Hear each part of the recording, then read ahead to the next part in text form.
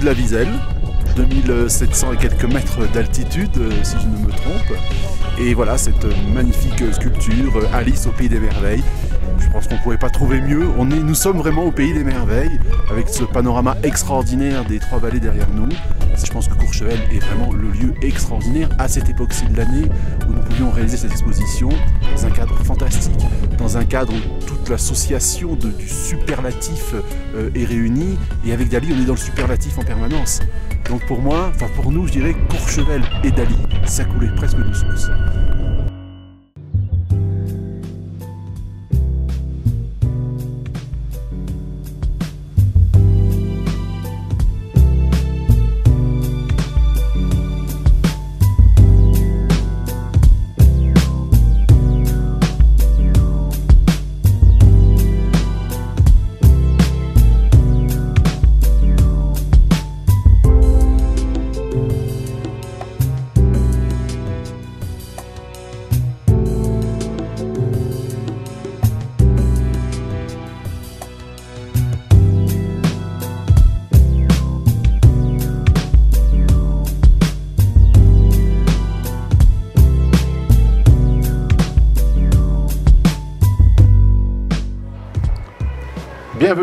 Bienvenue dans l'espace Dali à Courchevel.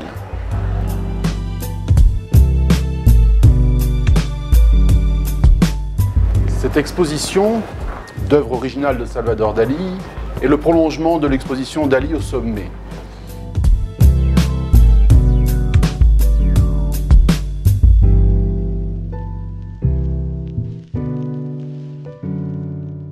Il nous paraissait important, pour terminer cette année des 20 ans de la disparition de Salvador Dali, d'organiser une exposition qui puisse vraiment montrer, si besoin en était, l'œuvre de Salvador Dali.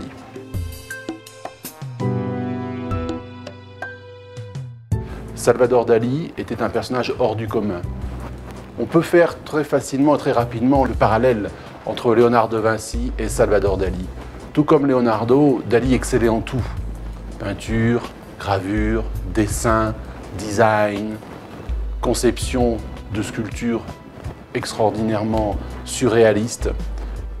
Salvador Dali est incontestablement un des grands génies du XXe siècle, bien entendu, mais de toute l'histoire de l'art confondue.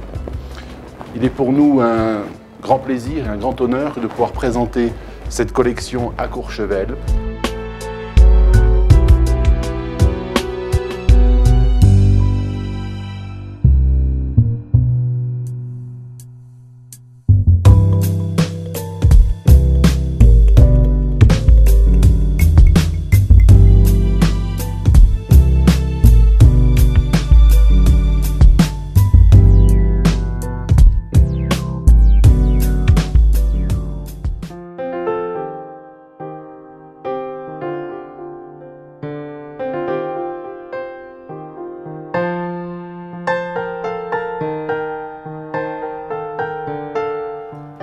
Alors nous voici dans l'univers des montres molles de Salvador Dali, comme vous pouvez le constater ici. Les montres molles sont une image iconoclaste de l'œuvre de Salvador Dali. La première œuvre a été réalisée en 1932, suite à une réunion sur la plage de Cadaqués avec Paul Éluard, avec André Breton, tout le groupement, le début du groupe surréaliste. Dali et ses amis avaient participé à un déjeuner. Ce déjeuner avait enclenché une discussion surréaliste sur le temps, la notion du temps.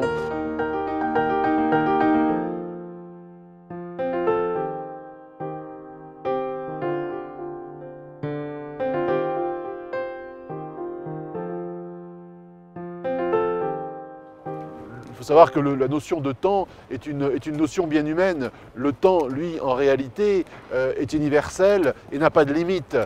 Nous avons souvent cette expression, nous n'avons pas le temps. C'est une image qui a toujours fortement travaillé Salvador Dali et qu'il a souhaité, tout au long de sa carrière, représenter.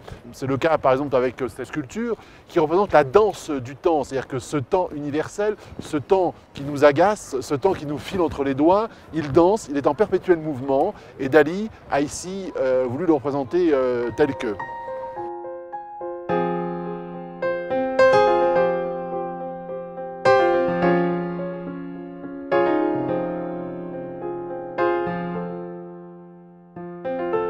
Ensuite, nous avons cette œuvre qui est le profil du temps, qui lui est ce temps, encore une fois, accroché à cette branche d'olivier, qui ceci dit, l'idée de base de Salvador Dali lui est venue suite à ce déjeuner, car il faisait très chaud sur cette plage de Cadaqués.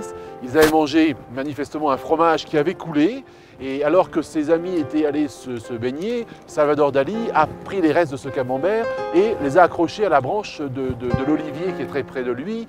Et c'est ce camembert dégoulinant qui lui a donné l'idée de matérialiser le temps, du moins ses sculptures, ses tableaux, dans quelque chose qui allait représenter ce qu'il venait de réaliser avec ce camembert. Ce temps qui est toujours universel, ce temps qui est toujours sans limite, et ce temps malheureusement que nous ne contrôlons pas, et qui va passer, je dirais, ou qui va nous faire avancer dans la vie sans que nous puissions jamais le contrôler.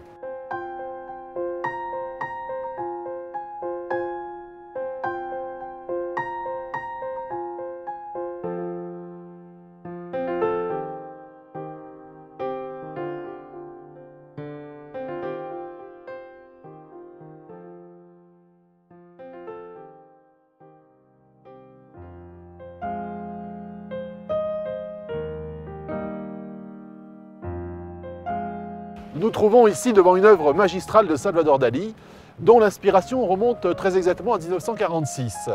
À cette époque, un studio de cinéma célèbre demanda à 11 artistes de travailler sur le thème de Saint-Antoine. Dali réalisa cet éléphant avec ses pattes immenses et ce dôme qui pour lui était la représentation la plus parfaite de l'idée qu'il se faisait de Saint-Antoine. Car Saint-Antoine, dans sa traversée du désert, a résisté à toutes les tentations. Il avait soif, on lui a donné à boire, il n'a pas bu, il avait faim, il n'a pas mangé.